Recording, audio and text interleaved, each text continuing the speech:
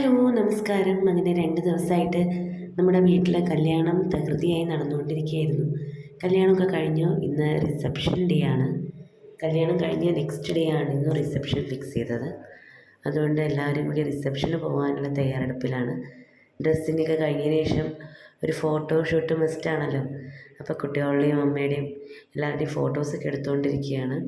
ഞങ്ങൾ കൃത്യം 5 മണിക്ക് ശ്രീലകം വീട്ടിൽ നിന്ന് റിസപ്ഷന് വേണ്ടി ഇറങ്ങി. എൻ്റെ അച്ഛന്മാർ 2 ആളാണ് കേട്ടോ. ഒന്ന് ഹസ്ബൻഡിൻ്റെ അച്ഛൻ, ഒന്ന് എൻ്റെ അച്ഛൻ, പിന്നെ അച്ഛൻ്റെ അനിയൻ. 3 പേരും ഭയങ്കര സംസാരത്തിലാണ്. പിന്നെ ദിസ് ഇസ് മൈ ഹസ്ബൻഡ്. എല്ലാവരും ഞങ്ങൾ 2 ആളും ഡ്രസ് കോഡൊക്കെ ഒരേപോലെ ഡ്രസ്സൊക്കെ ഇട്ടു. അങ്ങനെ ഞങ്ങൾ റിസപ്ഷൻ്റെ അവിടെ എത്തി. വെൽക്കം ഡ്രിങ്ക് ആണ് കേട്ടോ. അത് വാട്ടർമെലനും പൈനാപ്പിളും ആയിരുന്നു തോന്നുന്നു. ഞാൻ വാട്ടർമെലനാണ് കഴിച്ചത്. അപ്പോൾ റിസപ്ഷൻ്റെ ഹാളിൽ ഞങ്ങളാണ് ആദ്യം എത്തിയത്. ബാക്കിയുള്ളവരൊക്കെ എത്തുന്നേ ഉണ്ടായിരുന്നുള്ളൂ. അപ്പോൾ എത്തി കുറച്ച് നേരം കഴിഞ്ഞപ്പോൾ അവിടെ ഭയങ്കര മ്യൂസിക്. എന്താ രസം! സൂപ്പറായിരുന്നു. വയലിൻ ഒരുപാട് നല്ല നല്ല പുതിയ പാട്ടുകളൊക്കെ അദ്ദേഹം വായിക്കുന്നുണ്ടായിരുന്നു. ഇവിടുത്തെ ഇന്നത്തെ എന്നെ സംബന്ധിച്ച് ഏറ്റവും വലിയ അട്രാക്ഷൻ എന്ന് പറയുന്നത് ഈ മ്യൂസിക് ഇവൻ്റ് തന്നെയായിരുന്നു. ഭയങ്കര രസമായിട്ട് വായിച്ചു അയാൾ. നല്ല രസമുണ്ടായിരുന്നു. തൃത്താലയാണ് വീടെന്നാണ് പറഞ്ഞത്. ടാലൻറ്റ് മ്യൂസിക് അക്കാഡമി നടത്തിക്കൊണ്ടിരിക്കുന്ന ഒരാളാണ്. അദ്ദേഹത്തിൻ്റെ പേര് എനിക്ക് ചോദിക്കാൻ സാധിച്ചില്ല, പക്ഷെ പരിചയപ്പെട്ടു.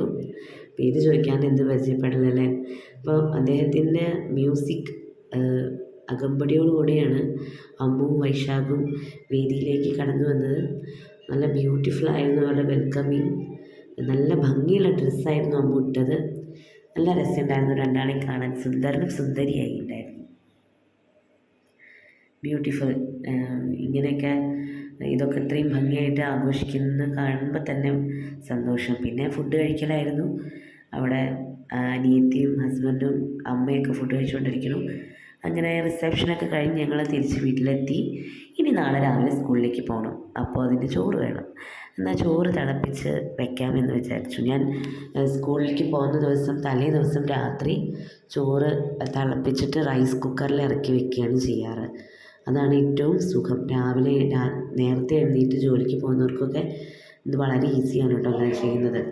അപ്പോൾ റൈസ് കുക്കറിൽ ചോറ് ഇറക്കി വെച്ചു. അങ്ങനെ ബെഡ്റൂമിലേക്ക് വന്നപ്പോൾ അച്ഛനും മകളും കൂടി അവിടെ ഭയങ്കര പഠനത്തിലാണ്. അങ്ങനെ അവൾക്ക് നാളെ എക്സാം ഉണ്ട്. പഠിത്തമൊക്കെ കഴിഞ്ഞു.